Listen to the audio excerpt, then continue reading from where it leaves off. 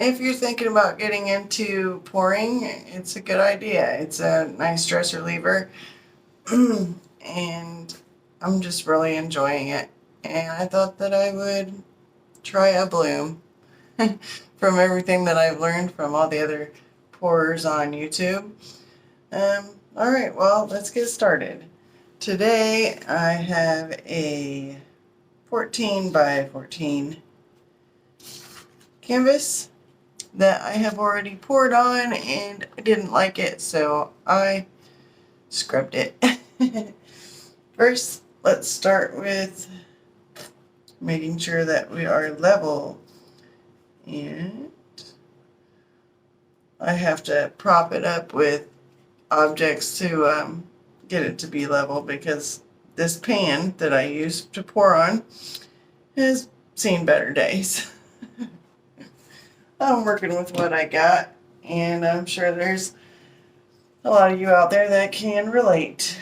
But I have some black house paint that I have mixed up to a thin consistency so that it will help my other colors run. And we're going to start by pouring that on. I'm just using any kind of container that I can find.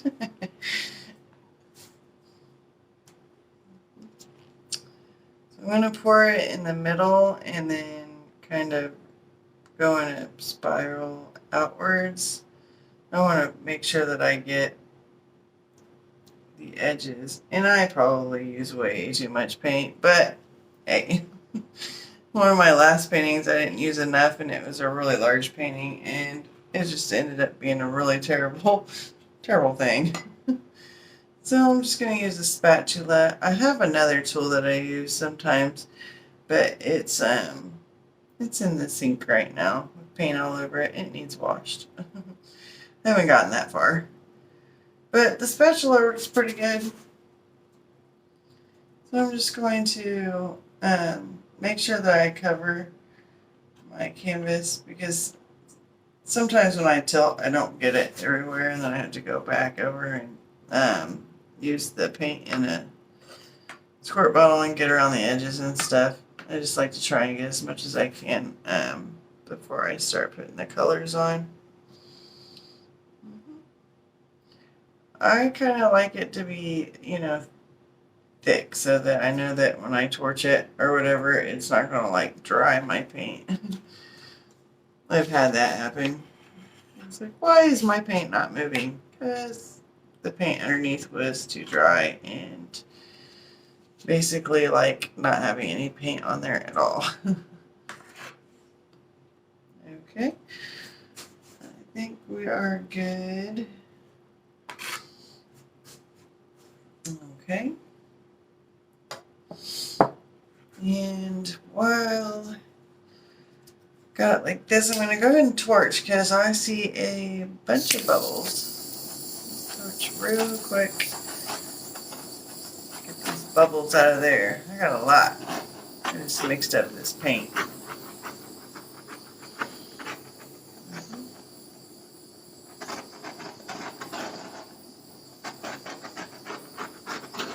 Okay. I think that's pretty good. So I'm going to go with, this is actually a mica powder that I've mixed up with some triple thick Varathane varnish, and then once it was broken down, well, first I used 70% alcohol to basically liquefy it, and then I added the varnish and then my pouring medium till I got to the right consistency. It's so shiny. Love it. I love using mica powders and any kind of like metallics and stuff. It just looks so good when it's dry. So I'm going to give it a little stir. Make sure that it's at the right consistency. I like it pretty runny.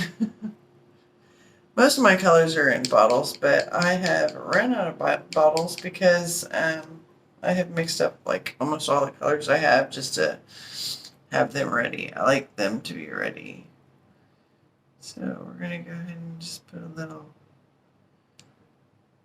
blob here in the middle. I like to get a pretty nice size amount there. It's so shiny. And I really want these colors to show up on this black and not like just disappear into it. Trust me, I don't know what I'm talking about with half of this stuff. Because I have literally just started doing this about a month ago. This is like a mint green, and of course I make a mess, but I'm sure that can be fixed by doing this. Then the rest of the bloom will probably cover it up, hopefully. I'm not too worried about it. Like I said, I make a lot of mistakes, but anyway, I'm going to put that over this. Go kind of a little loop-de-loop. I like doing those. It looks like the color is bleeding down into the black, which is okay because when I blow it, it's going to come back up to the surface. And once again, I am going to, oh yes, I got these little spoons at Dollar Tree. And I'm going to give it a little stir. I want to do that with all my colors, make sure that they're nicely incorporated. And it is very runny. It runs right off. I'm going to put that right here on top of this one. Hopefully these colors look amazing when I'm done. Maybe just a tad more. I want to make sure I got enough for the bloom to just bloom out.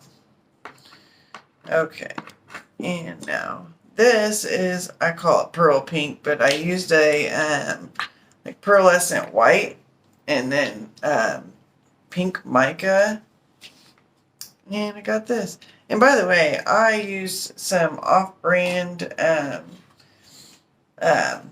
no-name micas, and I also bought some that were like really expensive for not as much, and I prefer the cheaper no-named ones.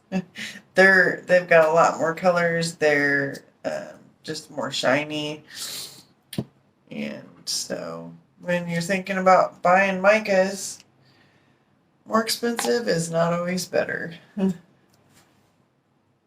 And then I got this like purple that I made, or this like, oh, it's a light purple that I made from a dark purple and pink and some mauve. I put them together. Just trying to make a new color, which I like to do. And this one is the same consistency. I've been told and heard from many people on these videos that that's important. And I've got to agree. Before that, I was making everything the same consistency. It kind of wasn't working that well. And I'm doing kind of a loop-de-loop thing again. Just kind of stringing it around. Just so that everything doesn't like puddle so much in the middle and then I gotta blow really hard to get it out there. And I think since I'm doing a black background, I'm going to try and center this real quick before I put my cell activator on. My cell activator is with a mixture of the Floetrol, glue, water, Varathane Triple Thick, GAC 900, and some Liquitex Pouring Medium High Gloss. And then I also put a couple of drops of silicone, just for that extra. And here we go. Don't like to really put it all in the center because then when you're blowing it out, it's kind of stuck there. Okay. And I think that should just about do it. Let me show you the two things that I have that I'll be playing with. This blow dryer that I got on Amazon. He's just about the size of my hand. He's tiny and he has this nice little focuser, which is a game changer. And then I've got this world's tiniest blower that I see everybody else using, so I got one. Actually, I got two. I got this one and I got another one that you have to hook up to a battery pack. And the other one I got, actually, if you can believe it, at Cracker Barrel. Yeah, of all things. All right, so let's go ahead and I'm going to turn it on low to begin with. See where that gets us, and then I might raise it up if it's not doing what I want it to.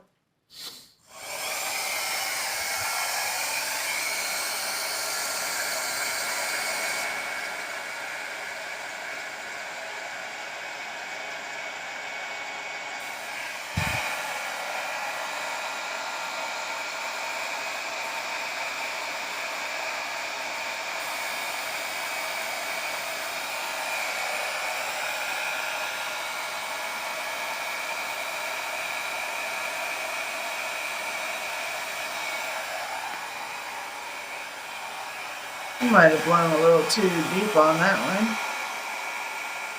But it's a learning process.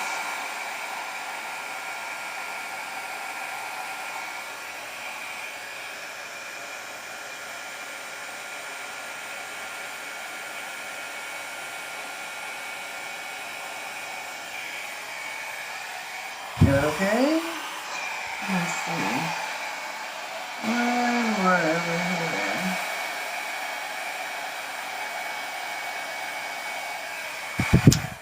Okay. I think it's pretty nice.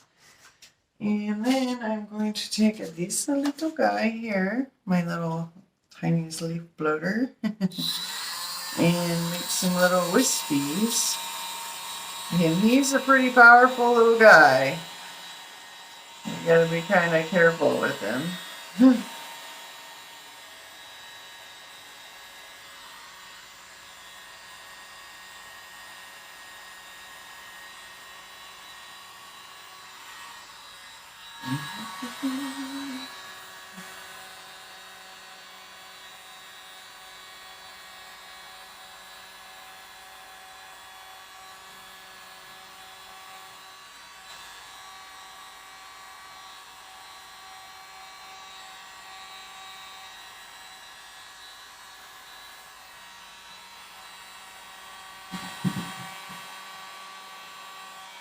Okay. I'm gonna kind of try and bring these two together a little bit.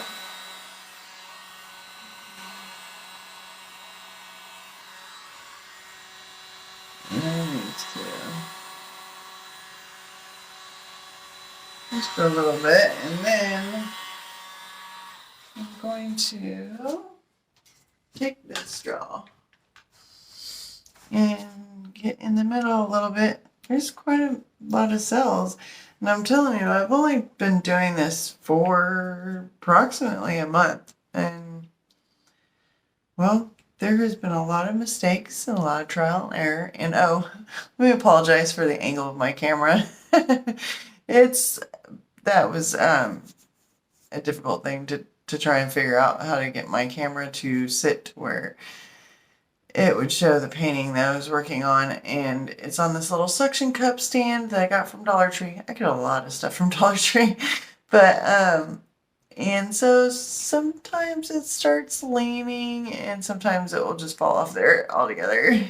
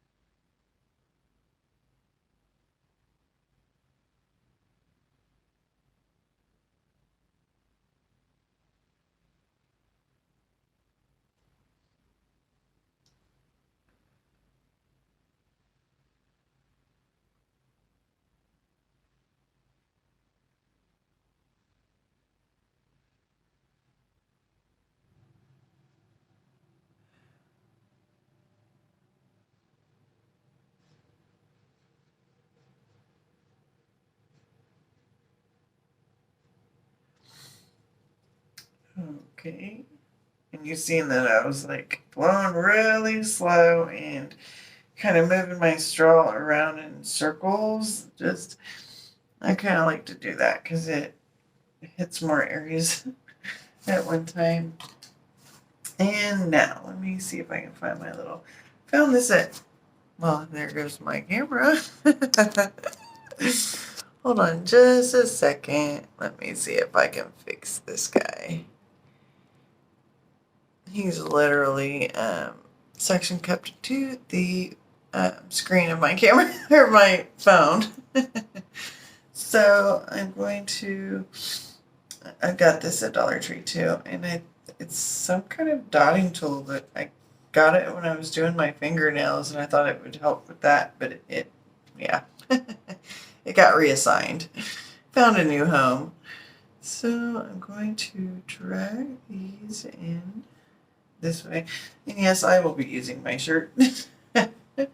It's just what's handy and available right now. And I'll bring this down.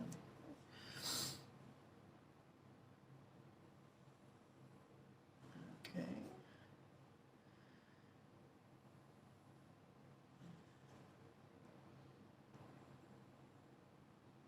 So if I can do this, and I've only been doing it a month, then anyone can do this if they want to. It can be intimidating at first, but like I've heard a lot of other people say, if you mess up, you can always start over, scrape it off, and try again. Now we're going to down and out. And I started. This is my first recording. Actually, my second, but the first one is it was a fail, so we're not going to be showing that one. But I decided to record myself doing this because I actually sold one of my paintings. I just was thinking, oh, what the heck? Maybe somebody else will like it. And I put it on Facebook, and it was on there for about 15 minutes, and my phone dinged, and I thought, oh, some more junk emails. Nope, it was somebody asking about one of my not favorite paintings, asking if it was still available. And I was like, well, sure it is, but it actually just dried, and would you like me to varnish it? She said, sure.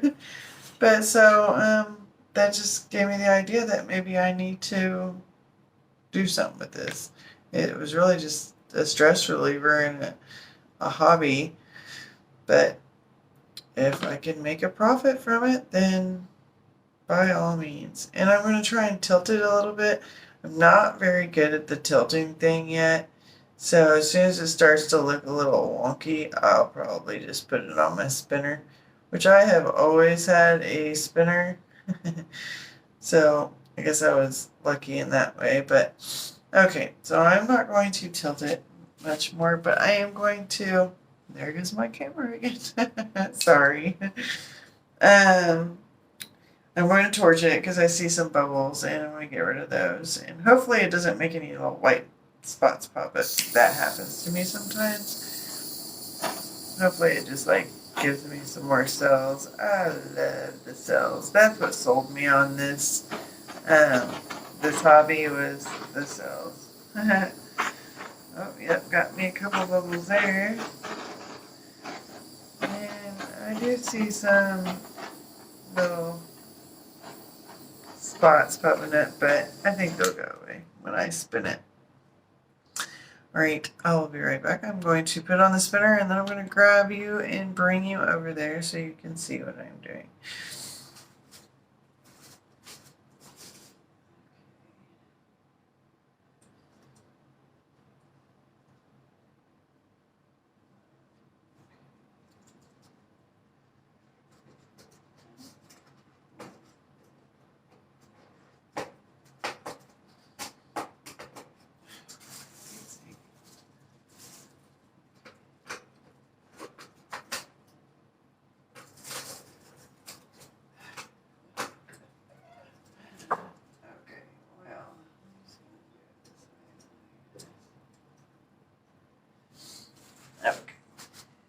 And let's go on over here so you can see what I see. Okay.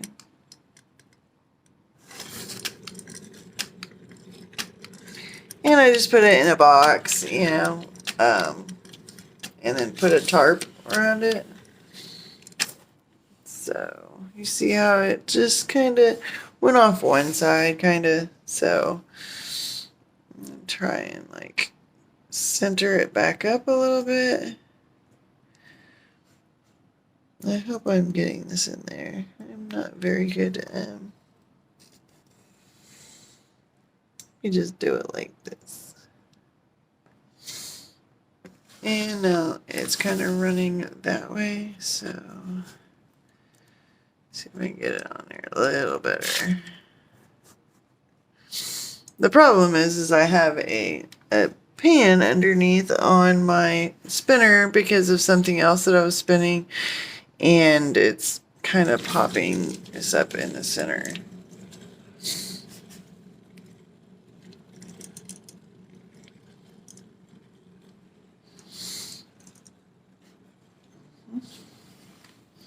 I'm not loving it, but this is just to show you that new people can make pretty things too. So just keep trying. That's what I'm going to do. If you like this video, give it a thumbs up.